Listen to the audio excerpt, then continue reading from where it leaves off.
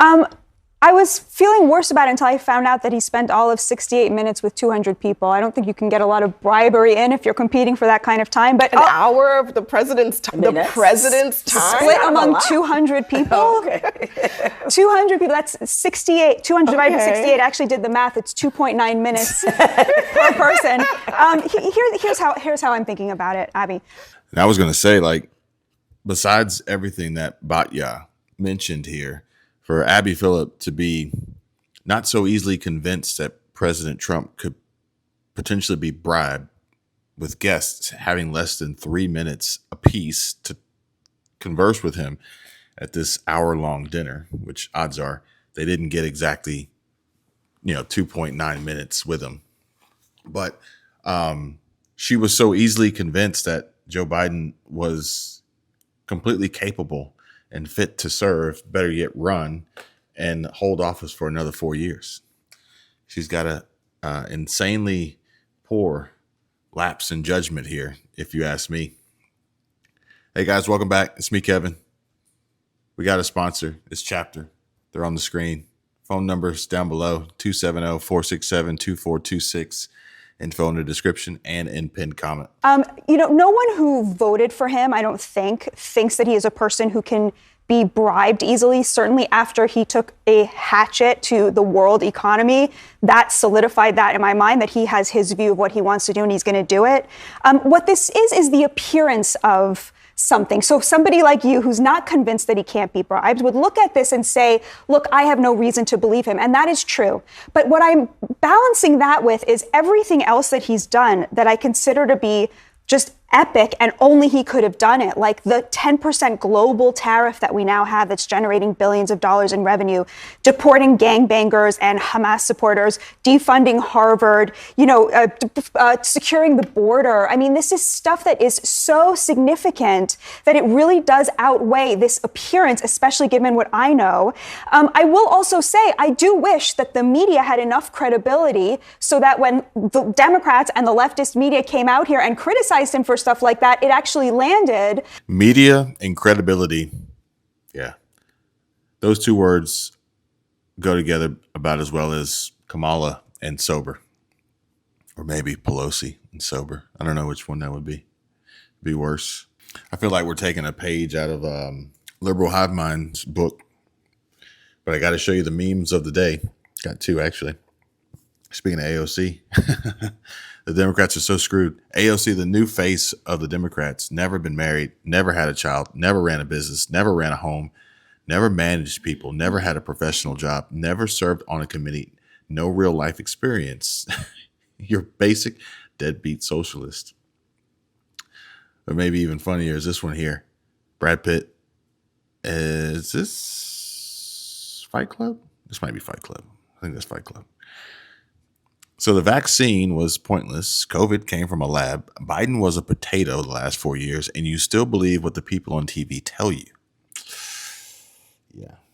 Sadly, this is true. There are some folks out there who truly believe what they hear on the TV or on the legacy news. But even worse is AI is getting stronger. AI is getting far more advanced.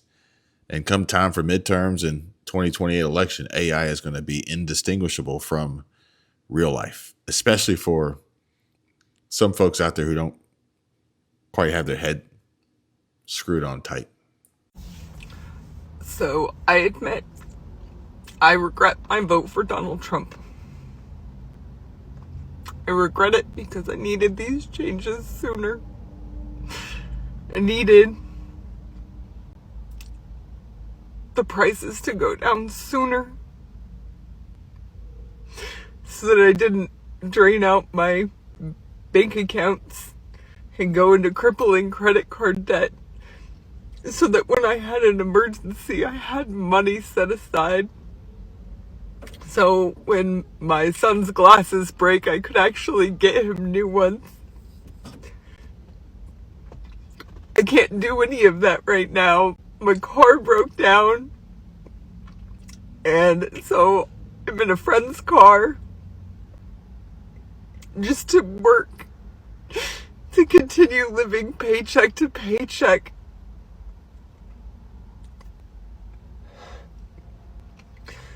I knew it was going to be hard and that it wasn't going to come fast. I just wish that things would work out better. I really regret that everything is taking so long because there's so much pushback because I don't even know the reasons anymore. I don't understand why good things have to be trampled on. I don't know why good people have to be trampled on. I don't want a lot. I just want to be comfortable. I just want to not live paycheck to paycheck. I just want to be able to live and work.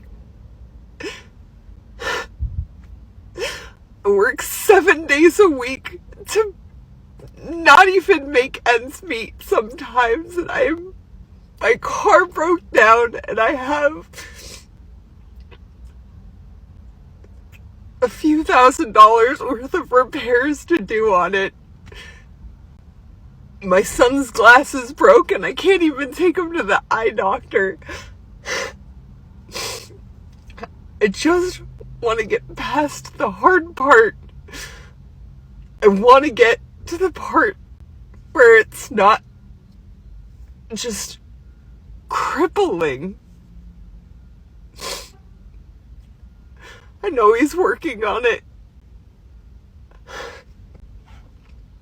I know that it's gonna get better and that it wouldn't have been any better with anybody else. I just really needed things to start working again. They're still not.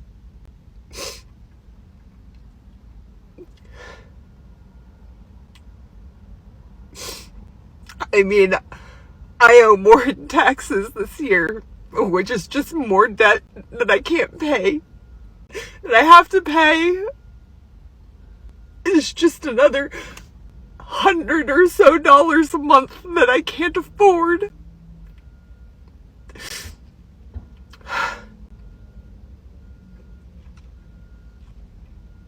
So no, I guess I really don't regret voting for Donald Trump. I just regret that his changes didn't come sooner. I just need relief. I need the good things to start coming. I know it's coming. I just need it sooner rather than later right now.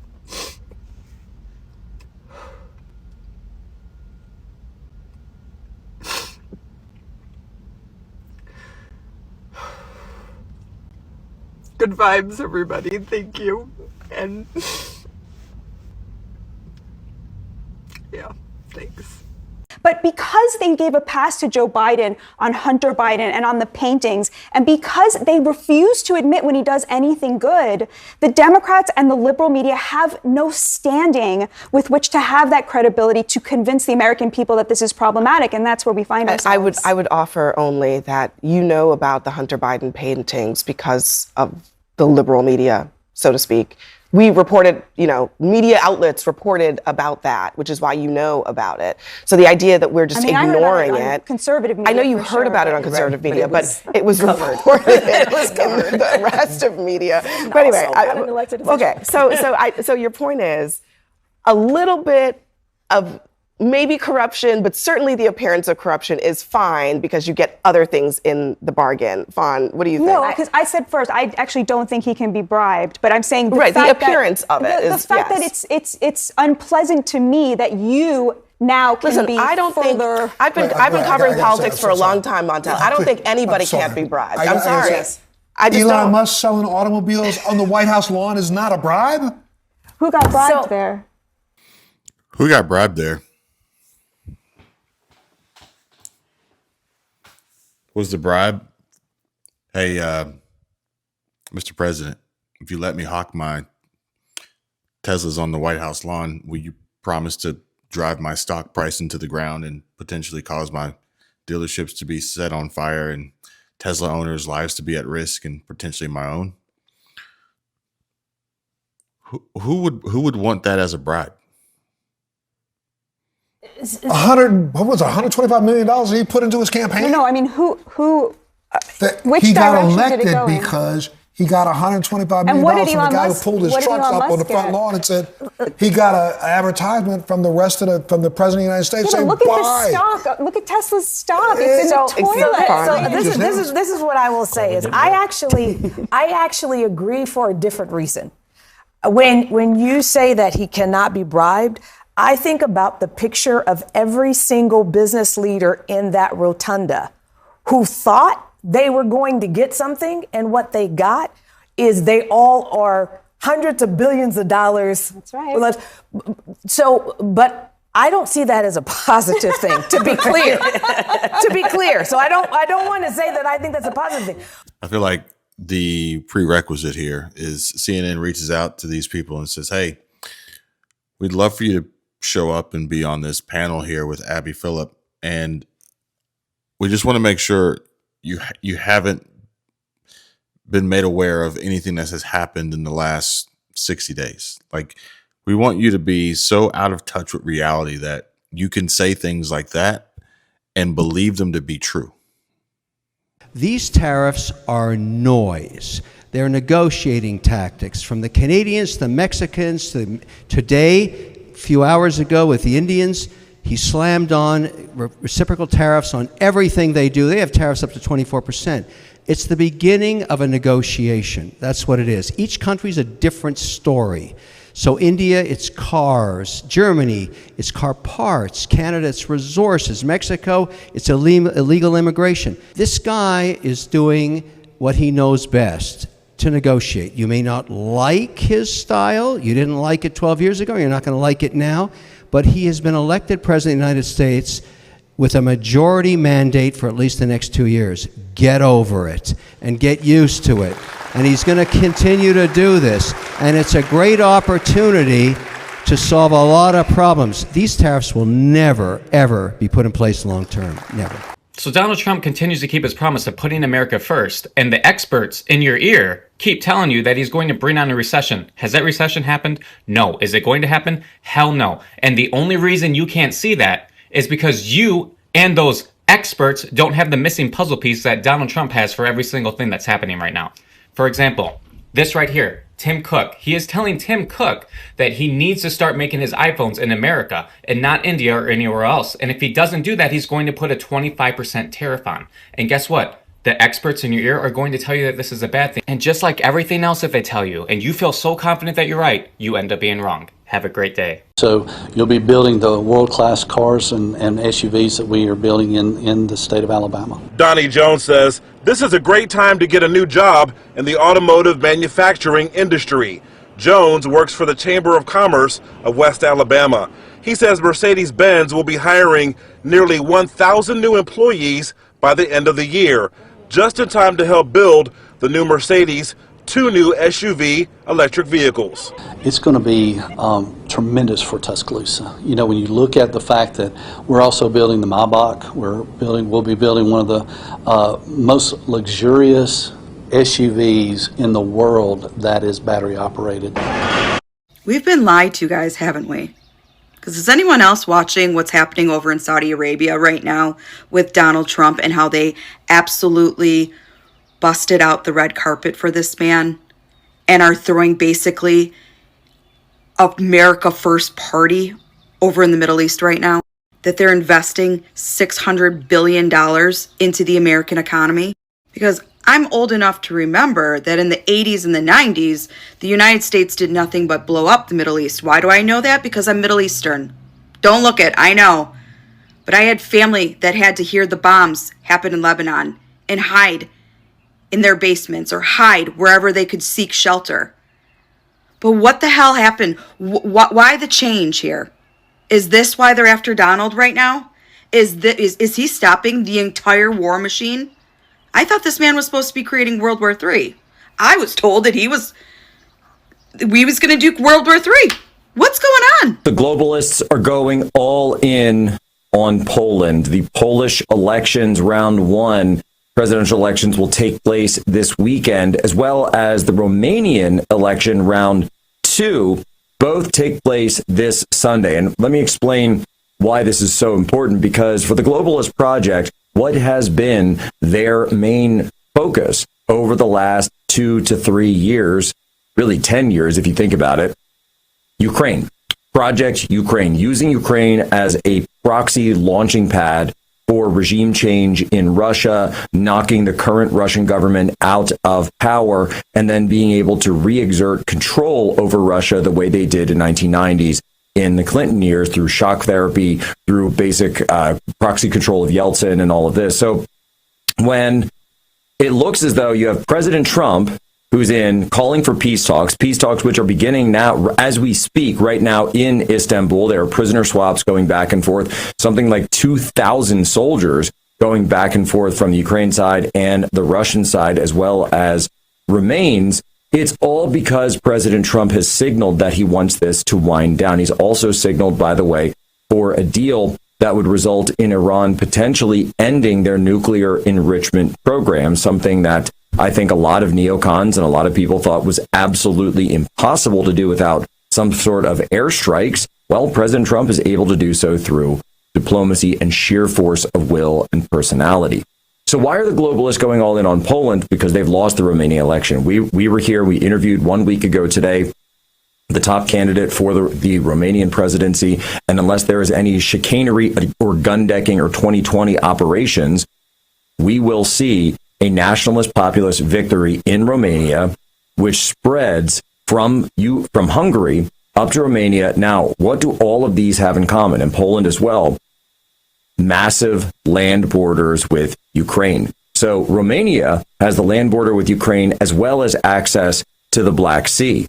Poland has the largest land border with Ukraine and is contingent on being the largest resupply route for NATO arms into Ukraine. It's all been through Poland. That's why the globalists are making their last stand in Poland to try to get the globalist candidate to win versus the nationalist populist candidate that, of course, just met, Karol Nawrocki, who just met with Trump in the White House. It all comes to a head, and that's why Barack Obama and Valerie Jarrett and Soros himself are in Poland right now. What I think that is, this is a man that has no loyalty to anyone.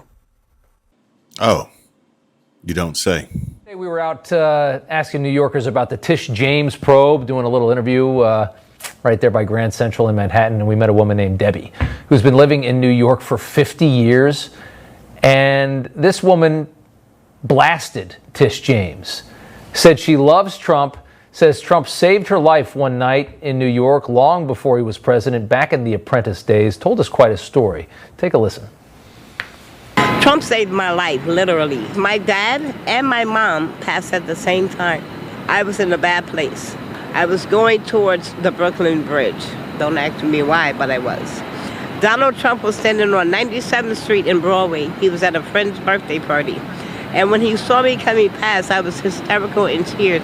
And he gently grabbed my arm. He was like, whoa, wait a minute, are you okay? And he said, well, I don't know what you're gonna do right now, but whatever it is, forget about it. Take it out of your head. Your mom and dad wouldn't want that. And he talked to me till I forgot all about what I was gonna do. So he said, let me pray for you. So when I went to get my keys out of my pocket, and I opened my hand, he had placed a folded up, real small, folded up $100 bill in my hand. I framed it, literally, and this is a true story. He saved my life. Yeah, he did. So anybody that has anything bad to say about Trump, dead it, because he's a good man. That's something else. What a story. We're getting rid of the distractions, and we're focusing our military on its core mission: crushing America's adversaries, killing America's enemies, and defending our great American flag like it has never been defended before.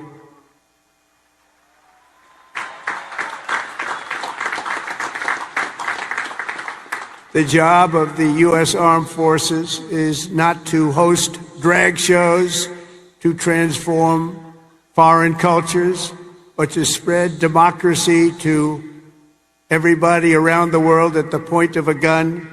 The military's job is to dominate any foe and annihilate any threat to America anywhere, anytime, and any place.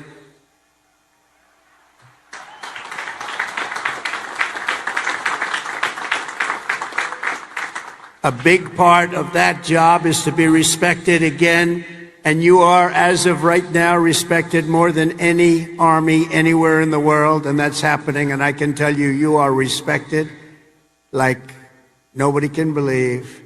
What I think that is, this is a man that has no loyalty to anyone. Anyone. And so that is, I think that is the best example, is look at everyone that was around him that day and look at what has happened since then. So I actually don't think he can be bribed, because I don't think he actually has a loyalty to anyone. What about just making money? I mean, I don't know that it needs That's how I to look even at be it. bribery. It's not because bribery, like, if it's it just wasn't, he's making money. look, there's crypto, which, okay, let's just look at the crypto that Trump has made. World Financial Liberty, which was announced just only in September, $550 million. Trump digital trading cards started being sold in 2022, 7 million. Trump and Melania meme coins, the revenue from trading fees and other revenues, $350 million. You don't have to bribe anybody. You're just making money at the end of the day. Just a different point to this? Yeah. That's a liberal mentality. That is a Democrat liberal mentality of just being upset with someone else for making money. Immediately after the election, when so many people, especially black women, were really around me, were like not wanting to get out of bed. and they had come to a conclusion that it was because Kamala was black. And my argument to them was, have you paid attention to how many people own crypto? I'm not sure how, but CNN is managing to turn this into a racist argument about cryptocurrency. Astonishing. That is a block of voters that he's talking to right now. That he has delivered for. That he has delivered for. He's deregulated. And remember, he was against it till midway through the campaign and realized how big that block of voters were. That's entirely incorrect. President Trump was not against crypto until midway through the campaign. He was actually not enthusiastic about crypto in his first term because it was so volatile. But leave it to CNN to spread misinformation. So right after the election, you're talking about $65 million invested. That's a big block of voters. Or did he realize how he could personally make money from it? Well, because that's a different thing. I think both things. It's both. I don't think it has to be both one or things the have other. happened, right? I'm adding another side to this, which is he's solidifying a group of people that if it's not Republicans that are in there, that are running the House, the Senate, all the rest of that, crypto goes away because, well, it's as much of a Ponzi pyramid thing. It's funny money. Right, well, that's right. my point. So politically, So it had value, right? Right. He leaned into the crypto bros. He strung them along, got their votes. Now he's got to cut them off. Because, and this is, my issue is less about the president and more about the country. Crypto is a scam. It is. And these guys, these investors, they desperately need the government to legitimize their so-called investment. Otherwise, they're going to lose everything. And if they get what they want, which is displacing the fiat currency, the U.S. dollar, we're no longer the reserve currency. We no longer have the power to sanction. We lose everything. So, the senator talking, complaining is rich because it's not like you can't buy access to him by giving money to his campaign. Exactly. So give me a break. Yeah. The problem is what this could do to America. That's very interesting. It's such an interesting point because I think this is a ridiculous argument. And what makes it even worse is that no one had to bribe or buy access to Joe Biden because they had an auto pin. A freaking auto pin, okay? That's number one. Number two, I lost count of how many times I've read in the comments that our healthcare system, and more importantly, Medicare Advantage, is a scam. I don't know this to be true. I'm just reading the comments that you guys have left. If you feel like that is the case, or if you just want a second opinion or someone who is fighting for you on your side, then make sure you check out Chapter. The call is free. The advisors are free. They are trained professionals with the sole purpose and mission of helping you save money and get the best coverage and best plan for you. I'm just saying, okay? Some people won't believe that we have a president out there fighting for us naturally just because he wants to see America thrive. And some people won't necessarily believe that there's a company like Chapter who wants to see seniors thrive and not be taken advantage of or scammed. The choice is yours. The number's on the screen, 270-467-2426. Additional information in the description, pinned comment. Give them a call. Tell them Kevin sent you. It is different from what people would expect if you're a supporter of Trump, but it's a more of a national security question, which I think is colliding with, honestly, with Trump's pocketbook, because he is in that meeting, not because they necessarily, that he wants to hear what they have to say. He's in that meeting because they paid money that is coming to him, and which is in direct conflict to what you're saying, which is that what's in the best interest of the country from a fiscal perspective. Yeah, and they could still get access to him. And I agree with what you were saying earlier. The most precious commodity is the president's time. And the calendar is policy. And by him going to this and spending the time, those precious minutes, it's a mistake. Password, Montel. I go back to it. I mean, the cash is going in his pocket. At the end of the day, it's going in his pocket. So he's making money. Whether you say I deliberately sold influence, I'm going to remember if you gave me $150 million. I'm going to remember that tomorrow. But if you want to give it to me right now, I'd enjoy it. I mean, if you gave me $150 million, I'm going to say, Abby, come on over. Have a couple of days. Not tonight, because there's 250 other people waiting in line. But maybe another day.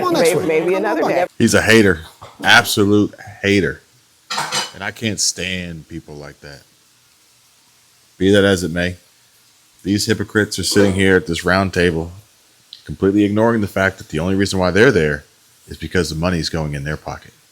They're not doing this out of the goodness of their hearts. But I can only patiently wait to see the results and the outcome of some of these crypto investors that showed up at the dinner, the bribes that didn't take place, and more importantly, the business deals and investments and jobs created here in America thanks to President Trump.